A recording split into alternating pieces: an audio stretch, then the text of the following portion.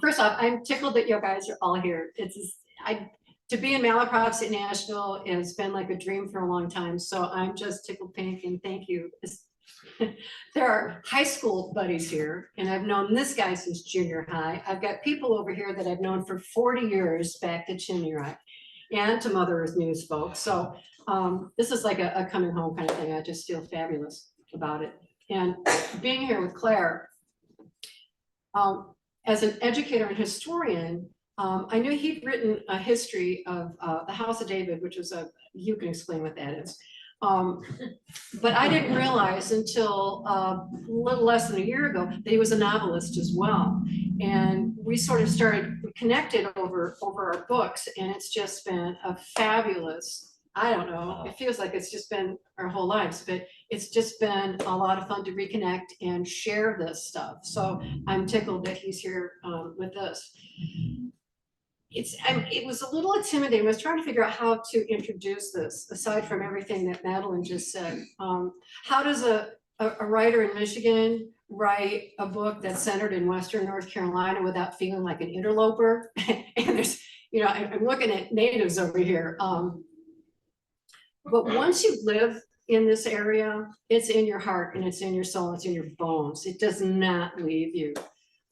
So even when I left in 2001 and went back to Michigan, which is where I needed to be, it didn't leave. And when I lived in Flat Rock prior to that, I was living on an estate that became basically the background for this book. And I was within walking distance of Sandberg's Connemara home and up Glassy Mountain. And I would try to walk that every week.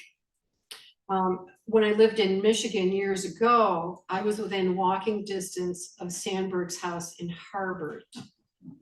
So of all the places I've lived in this country, to be that close to those two properties, no matter which one I chose, it was going to be the choice for my life, and it was going to be okay. There was just something synchronistic about that made sense. So over the next 20 years, as I was up in Michigan, I wrote and wrote and wrote and ended up with 4 novels. Now, 3 of them are based in Michigan. And, talking to a Michigan audience about a Michigan story, Michigan setting is easy. Talking to a North Carolina audience about North Carolina settings coming from Michigan is a little different. But once you realize that everything in here is written with love, and it is my love letter to Western North Carolina, and all of it, I didn't know that I was going to publish this. I thought it would be after all the Michigan books were done. But when Helene hit, this book suddenly had a purpose. So all the royalties from this, whatever I can rake up, go to Chimney Rock at some point. When there's enough to collect, I will turn it over. But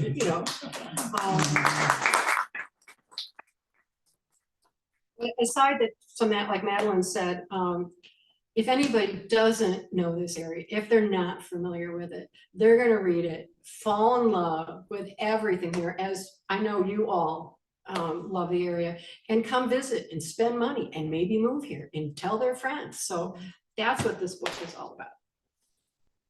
Okay. And I could almost say ditto to all of that. She's covered all these bases. But first of all, this is Michigan. For those of you that haven't been in Michigan. And this is Detroit.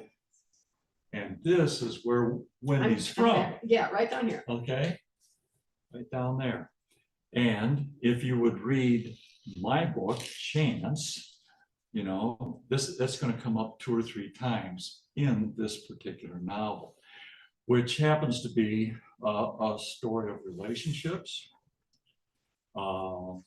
family relationships, sibling relationships. And I think that it has a message. I'm not going to go ahead and tell you all about the message that I think is here, but I'm supposed to make sure that you understand, even though this book, the setting is Route 66, from Santa Monica to Chicago, from the west end of the Santa Monica Pier to the steps of the Art Museum on Adams Street in Chicago. That's the setting, but it is not a travel novel.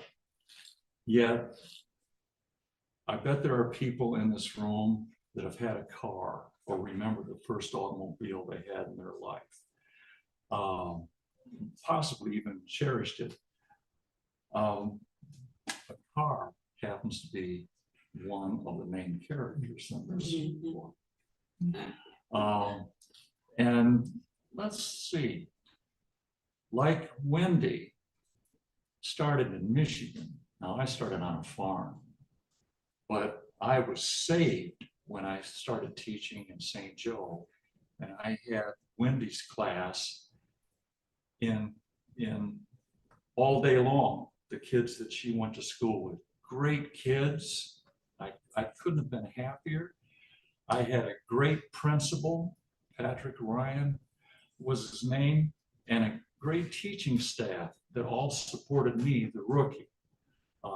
And that is fantastic. Now, what is, my wife happens to be here, sitting right back here, Sally. Hi, Sally. We moved down to North Carolina when she was recruited by the North Carolina School of Science and Math. She came to me and said, Claire, what do you think? I said, I'm ready. And we came to North Carolina. And I was thinking we were going to go back to Michigan. But after we've been here a year, no, we're not going back. And I'm sitting here like you, listening to Wendy talk about her connection with North Carolina and over here in the mountains. Well, Sally happens to be from Kentucky, and her dad often would, or I heard her dad say this to me on a couple of occasions: you can take a girl out of the mountains, but you can't take the mountains out of the girl. And that's what I'm thinking about Wendy here, and her book, Stone by Stone. I mean, it's a century of what would we say, a family turmoil. Yeah. A century of family turmoil with mountain flavor she really captured. So that's what the way I'll start. Okay. If you'd like to, would you like me to ask you a question? No, I. No, She did we're not that when gonna she was in my class. I'm going to read the first couple of pages to give you a sense of where this whole thing starts. Geomorphology, the study of the origin and evolution of landforms and the physical processes which form them, based on the principle that all landforms are related to a specific geologic event. Chapter 1. The boulder, as large as a Packard, had perched on the edge of the ravine since long before the first road was carved through the Saluda Gorge.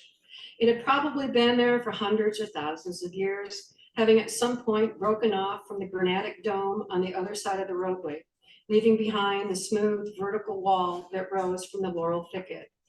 Perhaps the boulder had broken away during a geologic uplift over the course of decades as water seeped into a tiny vertical crack, froze, and expanded, prying the rock apart along the vertical joint. However it came to be where it was, it had stood its ground even when the roadbed traveling southward out of the North Carolina foothills was widened. Just as no one could say for certain how it had come to be there, no one could say with any authority how one day in the fall of 1927, it was dislodged, fractured, and came to rest at the bottom of the gorge, interrupting the flow of a stream, creating a small cascade between two pieces. No one was traveling the gorge when it happened. No one heard, no one saw. Baker Kenyon drove out of town at daybreak, heading south past the Hanford homestead, past the Baptist missionary compound with its handful of cottages that seemed to each be carved out of a hole in the woods. These were his landmarks. This was his territory, as it had been for 3 generations before him. He was driving the flatbed on his way to pick up a new saw blade for the mill. He could have sent nearly anyone else that day. but he needed to go, to be anywhere but where he should have been. He entered into the switchbacks of the gorge, knowing every curve, every tree and rhododendron and laurel thicket and rock face along the way. When he came upon the site where the boulder should have been, seeing it was no longer there, he felt the deep impact of some seismic shift within, and he hit the brakes, skidding his truck to a halt on the narrow shoulder. He climbed out and slowly walked to the spot once occupied by the solid rock of granite. Looking below through the broken branches of thick brush, he saw the two pieces protruding from the stream bed. What device does nature engage, he wondered, to undermine so impermeable a thing, rendering it so much less than it was? That actually answers the question I was going to ask. Wendy, what do you think about research? Do authors have to do much research? Nah. You could tell it, couldn't you? You could feel the research that she had done with that reading. I needed to find out what the rock was here. I didn't know it was granite. I had to find out. And then I had to find out, how does something break away from a granite wall? So all of these things, if I didn't research some of these things, and if I didn't know the road to Saluda, if I had misrepresented that, if I said Saluda was north of Asheville, anybody who knew the difference would be taken out of the story immediately. And they just put it down, throw it away, whatever. So research is incredibly important. That's where I'll leave that. Just last week, another bygone friend of mine, yesteryear, had written a book and wanted me to read the manuscript because she thought she was ready to send it to Scribner's, be a bestseller. Well, I read the book, and as kind as I could, I tried to explain to her, you've got a little more research you need to do, because this is not, I didn't say it as harsh as that, but that was the message. You have to do it. And you could tell that Wendy's done all this research, which brings me to possibly another question here, because Wendy, in the books that she's written, has an excellent ability to capture the right title in her books. And so why Stone by Stone? It had a lot of other names. At one point, it was Impermeable People.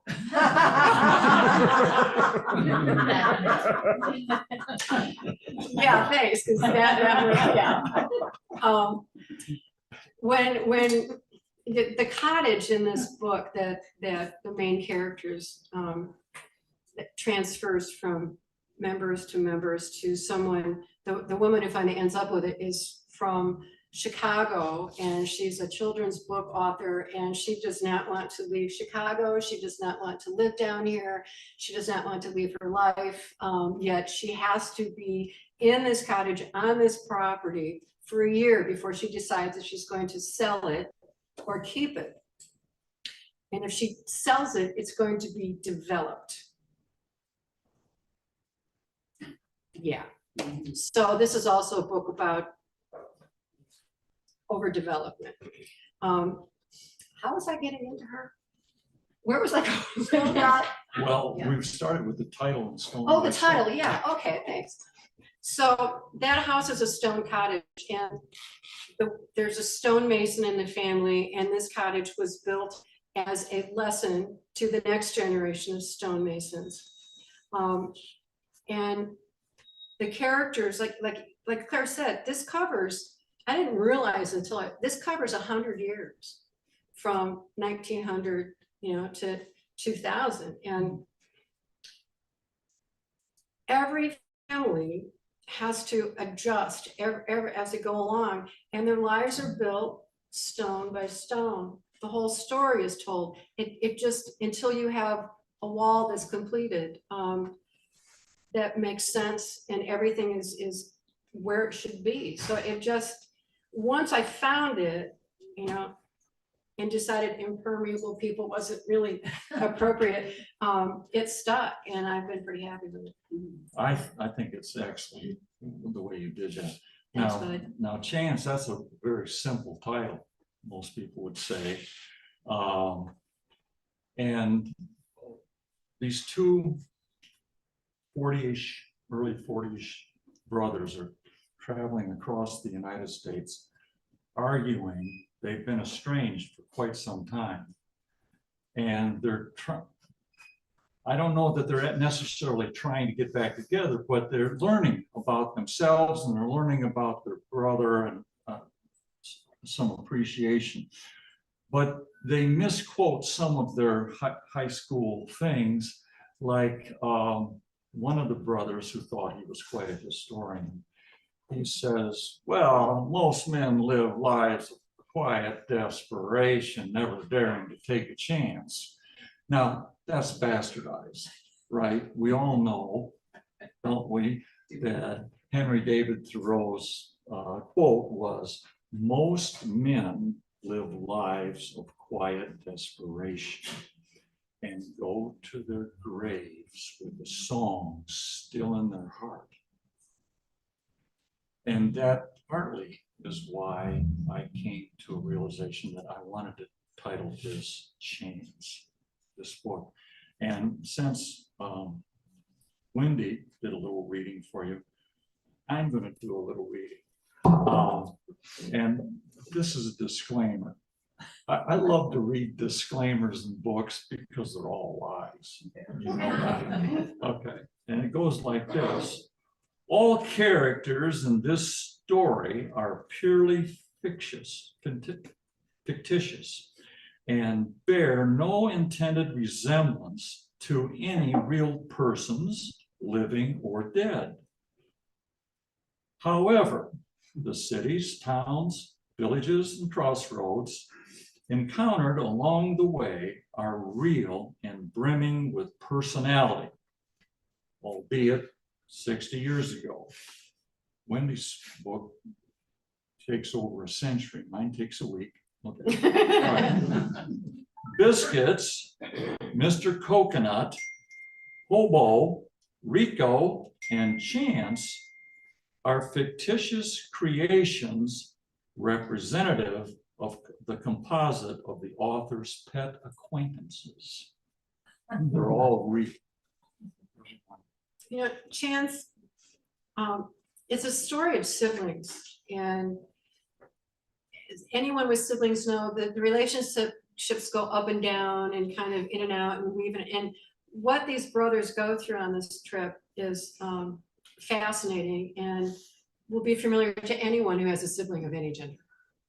And in terms of, if anybody's done Route 66, the facts of where he's gone in these places, there's a town with burros. And if he had said they were donkeys or mules, anybody would have no, they're burros. And if it would take you out of the story because it would, you know, so there's a lot of research involved in that. Anybody ever been to Oatman, Arizona? No one? It's overrun with burros. Yeah. Yes, And they're protected. No one they are. better. Don't mess with them. Don't mess with them. And they're Don't mess with them. And there are a lot of other interesting things about that particular place in this book, because these two guys meet a young lady there. In fact, they rent a room from her overnight. And she has a guy working for her, kind of academically challenged person, you could say, but he calls her Aunt Alice. And these two brothers who have been arguing back and forth, then they're kind of making a little bit of fun of Aunt Alice, you know, and then they find out that she's actually the mayor of the town, and then they find out all these plans that she has. She's a real piece of work. There's no question about it. And there are a lot of these characters that you will meet along the way, I think, help the two brothers understand themselves better as it goes through. Wendy, I was gonna ask you also, what did you find the most fun about writing the story? Every time I dipped into it, I was back here. And continue with it. Yeah, I'm with my buds over there, and it didn't matter what I was writing, what part of the story, who it was that, what character. I was here. I was in my favorite place in the world, aside from where I was living. So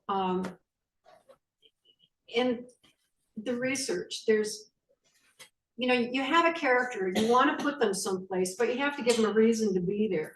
So, okay, why would a woodworker, what would he be doing in the war in World War II if he wasn't, killing people at one of the front lines? Well, he worked on wood gliders. Well, I had seen something on PBS about the wooden gliders that they used to fly jeeps and troops into enemy territory, and there was no sound to them. So they would just glide down and unload all, and these planes would just sit there in the field because they couldn't take off again. So he worked on those. But the research on that, you go down a rabbit hole with this stuff, and then for 2 days it ends up one paragraph or 2 sentences, but it helps add a little character to things. So your characters go through the trials and tribs, and I love putting people through absolute torture. Oh, she does such a wonderful job of creating characters, real characters, and puts them in awful situations, And with Megan Ford, I don't know how these folks are gonna react to this story, but I want them to get together. But you kept waiting, and I'm not gonna tell you if they ever did, but you're gonna like the second to last chapter. It's fun. But when you're trying to build characters, you have to, give them dimension and make one person different from another, and their voices are different.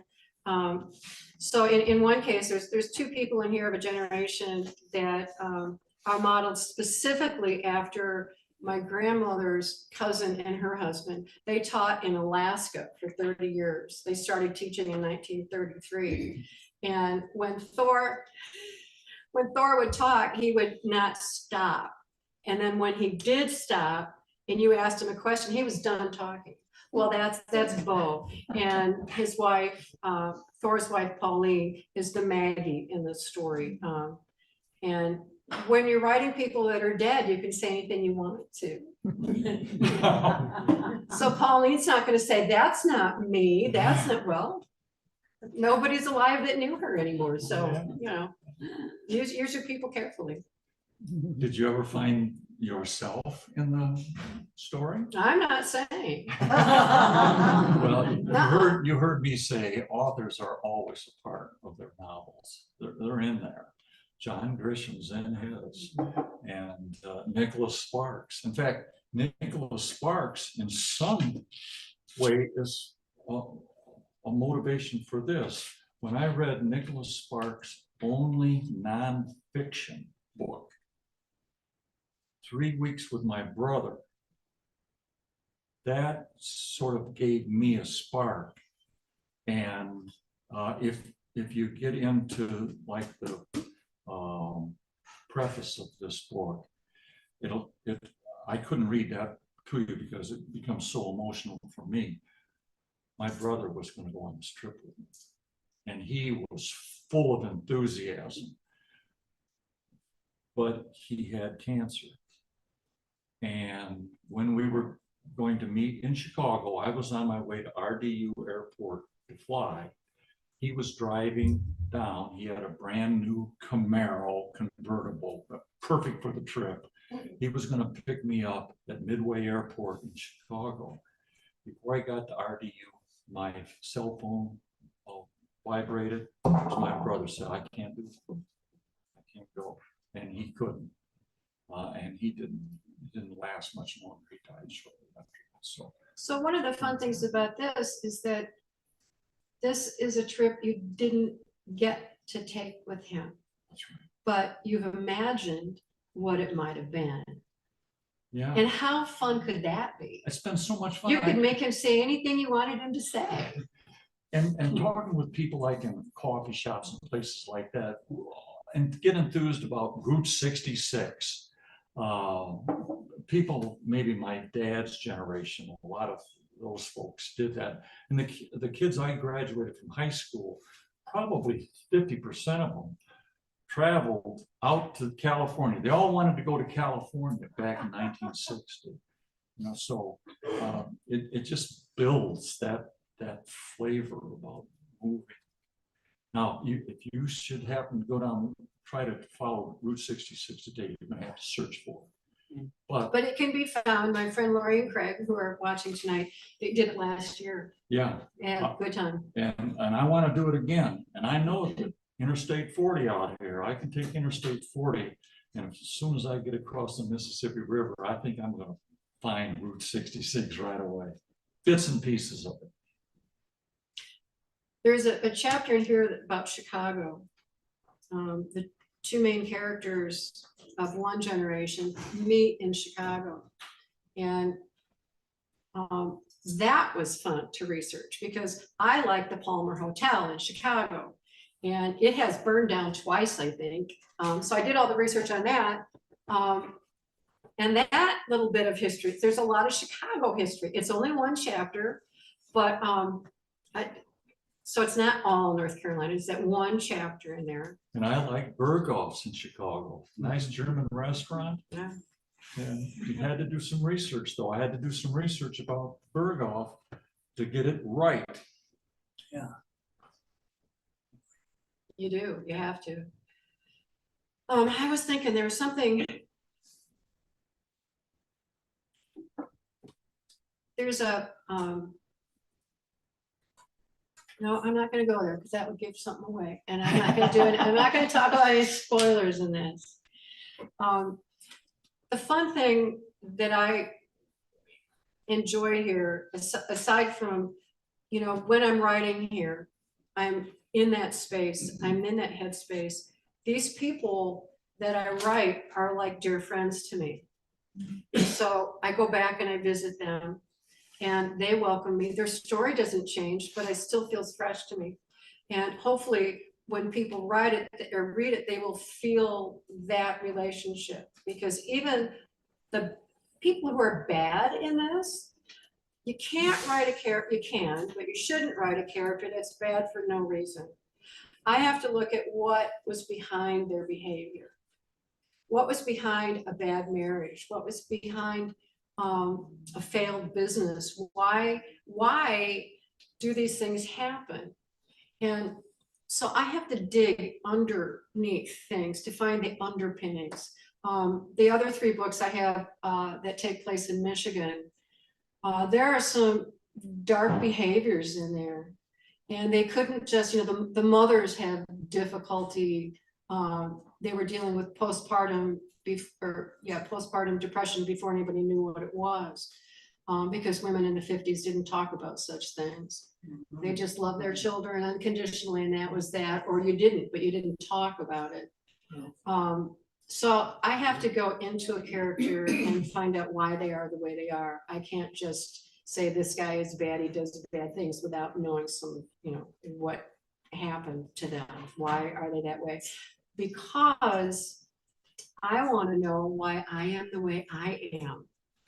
And when you're writing a character, just like you say, we are in almost everything. There's some part of us, you know, in almost all the things we write. And by exploring some of these other things, there's a lot of, you know, as you said, I was exploring some things when I came back here. I was confused about a lot of things in my life. And by being here in this flat rock and the solitude I felt there, and then writing this, it was a healing journey for me. I had to learn some things. The characters. And I think that was a healing journey for you. Oh, it was. The characters that these two men run into are kind of characters that I've met or grew up with or knew along the way. was just thinking too, while Wendy was talking, that Mark Twain, I love Mark Twain and what he wrote and so forth, but he said, you know, when I find a character that I like, a real character, I realize I know that guy. I met him on the river. You know, he's talking about his adventures up and down the river. And also, while Wendy's talking, I keep thinking about the things that I related to and are in the books that I've written. Carl Sandburg's in mine. Yep, he's in there. Just like Wendy's. And I try to give you a little bit of background. I had to do a little more research on that. But I had Sally and I had friends that actually bought that property that Sandburg used to own. And his wife raised sheep, Goats. goats. Research. The fog came in on little cat feet, stopped, and then that's a poem that I could memorize. I'm going to read a little bit here about a character to give you a sense of where this goes. In this kind of continues where I left off. In the spring of the same year, two men, each with their own sense of purpose, stood silently in the dark out by the giant rhododendrons of the Stony Gate guest cottage. Behind them, the main house, a six-gabled shingled Georgian colonial, stood aglow in festivities, a house known as much for its welcoming nature as for the land on which it rested. The house, guest cottage, and stable were unassuming structures tucked into several hundred acres of hilly woods and pasture in the foothills of the North Carolina Blue Ridge. The faint melody of Rhapsody in Blue sifted out windows, someone playing a piano. Muffled laughter carried from the 10-stall stable where grooms bragged about the horses in their care, hashed over the week's past steeplechases, and laid odds on the final ones to take place the next day. Glassy Mountain, by no means a true mountain, yet the highest point in the county, stood sentry to the east. In all other directions, shadowy rolling foothills faded into the night sky. A crescent moon rose over pine tops, adrift on a river of mist. Damp air wafted down off Glassy through the adjacent woods and across the fresh-cut grass to the two men alone in the dark. The younger of them looked to his feet, pretending not to feel the chill setting in. The older one stood tall, chin high, rocking on the balls of his feet, his hands tucked deep in his pockets. His suit jacket hung open, an undone bow tie draped from the starched white collar open at his neck. Marriage and love don't have a goddamn thing to do with each other, boy, he proclaimed. It's tolerant and perseverance, so you may as well make it count for something else. He was a pragmatic man of business and commerce, a stranger to the workings of the heart. If he would bestow anything of worth on his son, it would have to be the only thing he himself understood, that life was uncompromising. To survive, he would need to harden himself. I think it's a whole lot easier if you don't fall in love with him, he explained, his eyes casting out over beyond his son's face. Keep your expectations in line. This marriage of yours is important. He paused, expecting some sign of recognition, but none came. It means a great deal to both families, he continued, pausing yet again, growing impatient. I know you understand, so buck up. This thing is a done deal. You're marrying the Stanton girl, and you damn well better start acting like it. He hadn't meant to be harsh, but he was unpracticed at kind conversations. The young man was accustomed to his father's dictates. The relationship was one of command and compliance. You're right, father, he said straight out. I know. You stick close to me, son, and I'll get you through this. There was a brief silence before he added one final directive. And you be goddamn sure and you be goddamn sure you keep your pickle in your pocket down here. You hear me, boy? That's coming straight out of the mouth.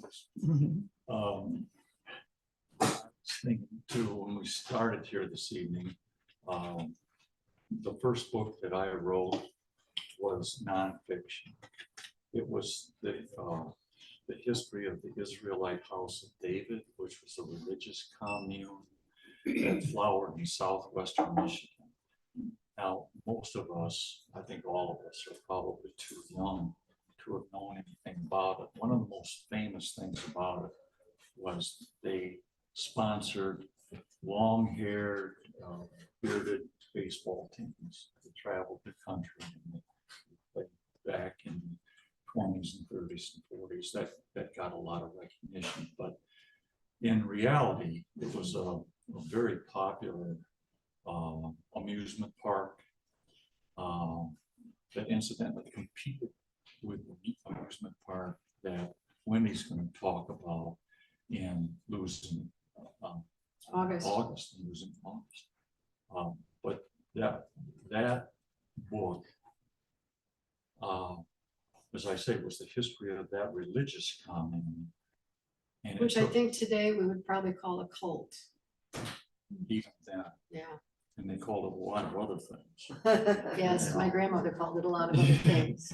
A lot of scandals still being written about it. And that book that I mentioned a little earlier about a lady that I kind of couldn't sponsor or endorse her book.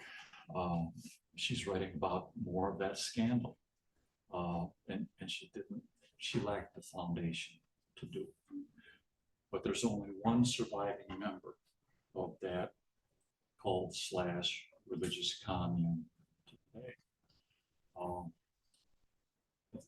It's a sad thing. I know in history it's sad for me, but when people would ask me, well, how long did it take you to write that book?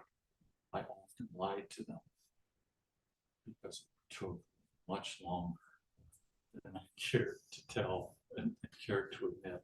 The research took much longer. So. And as a historian, you have to get those facts straight. When you're writing fiction, you have to get your facts straight, but you can play with everything else.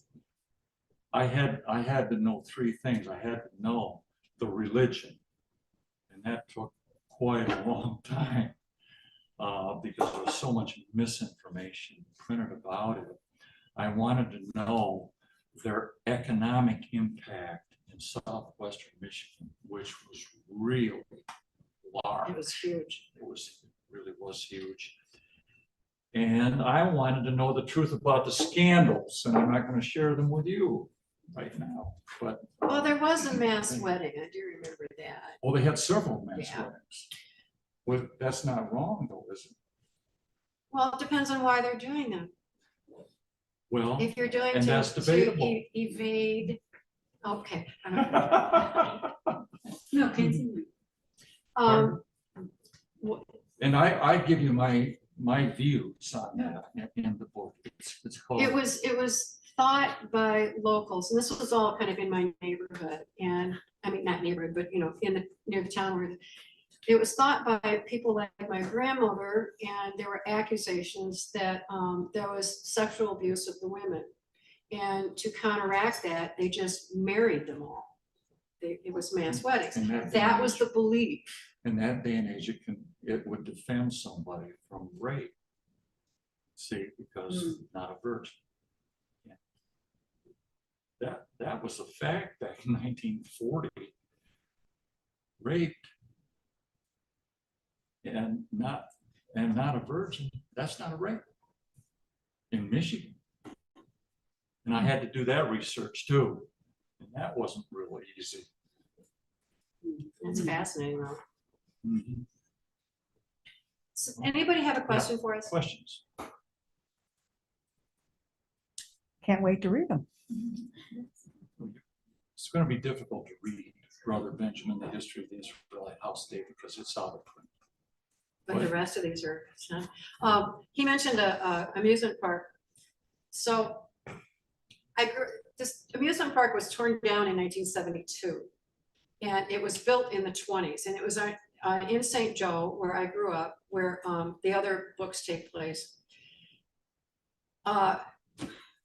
It's just fascinating what you can do with an amusement park in a story. Seedy people that work there and that frequent the place, and the kids that go down and get in trouble. It's just fun. So there are a few things that you pull out in research so that anybody reading it that knows of the place, oh yeah, that makes sense. I know that. And then you change everything for them. So I went there and I know that roller coaster, if you got in the car in the back, the arm came up, the safety arm would come up and you went, you better be holding that one.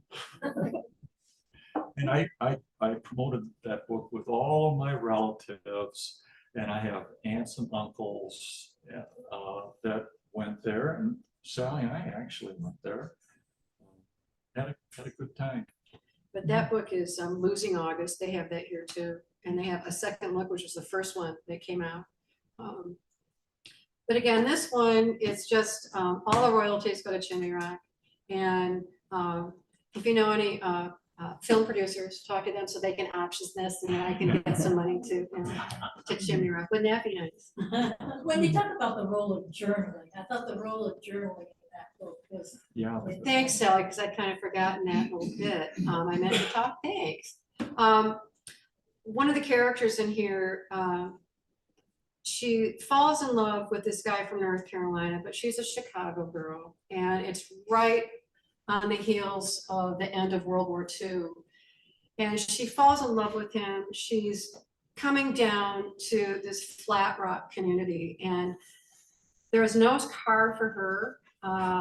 Bo leaves, her husband leaves, and she's there alone all day, every day, wondering what the hell she's doing there. And she cries every day.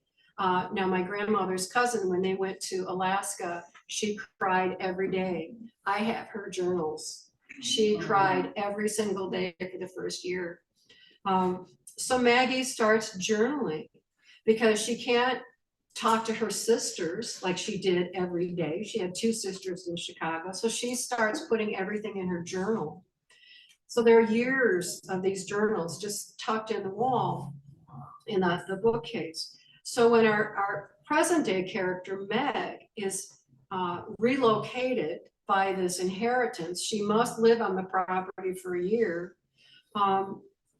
She starts reading these journals and she learns, that's how she learns basically about a Southern lifestyle and how to communicate with Southern women when you don't talk like them, you talk faster than them, you don't have anything in common with them. Now, my friend Yeager and I, sitting over there, when I met her over 40 years ago, I'd been living down here for a year, and my next door neighbor, I almost had them have to spell things out because I wasn't sure what they were saying. He had a very, very heavy accent. So Yeager and I met each other and we ran into a restaurant in Hendersonville and we just started talking 1,000 miles a minute. And I said, oh, this is a Michigan girl. We got along beautifully. But when I would talk to my neighbors in Rutherfordton, I had to slow down. And because they were talking very slowly, and I realized that I had to change my pace. And Maggie explains that in her journals, and at one point, she says, I couldn't break into this group of women until I asked one for a recipe. And that broke the ice. Now, I was working down in Columbus, North Carolina, at a place that made motorized golf bag carriers. I was marketing for them. Not doing a very good job, but I was marketing for them. These girls that worked there, women, did not know what to make of me. I wore different clothes. I spoke differently. I appeared differently. Everything about me had nothing to do with any of them. And we would sit and eat lunch together and I'd listen to them talk and I wasn't included in anything. And then I asked one, how do you make a sweet potato pie? Well, they each gave me their recipe and I didn't dare tell them which one I liked better. And then they started talking to me. And one of the women was pregnant and we were doing a little sales group with everybody. And I bought these little, baby toys and stuff. And when someone would want to say something, I would toss something to them and they would toss that to someone else. And so we were using these toys through this whole talk. And then I gave all those to the pregnant woman. And they looked at me like, oh my God, you gave her something? You're fabulous. It's like, oh, she is one of us. And I left not long after, so it didn't much matter, but the journals helped Meg, who's a Chicago girl through and through, figure out how to ingratiate herself into the community and get along with this fellow that she doesn't understand at all. But for Maggie, journaling was her lifeline. And it's been my lifeline since Michigan State, when an instructor said, everybody's got to keep a journal. And I'd never heard of that until then. It's probably one of the best things I ever got at college was learning how to journal. Without it, I don't know where I'd be. And you get ideas in the middle of the night and you write them down and it turns into a chapter in a book. You know, you never know where something's leading, where it's, you know. Well, I experienced all of what you just said. When I was dating Sally, I'm a Yankee. I'm from Michigan. Sally's from Kentucky, and she went to the University of Georgia. First time I go down to see my wife in Maysville, Kentucky. After we meet some of the neighbors, I'm taken aside. Claire, you've got to slow down how you speak and slur the word Ms. Collins. You taught him well, huh? I guess I conformed. There's something about the way they said Yankee that made me feel a little uncomfortable. As well it should. So you both talk about research a lot. How has your research changed over the years because of the internet? And do you trust information you get on the internet for research?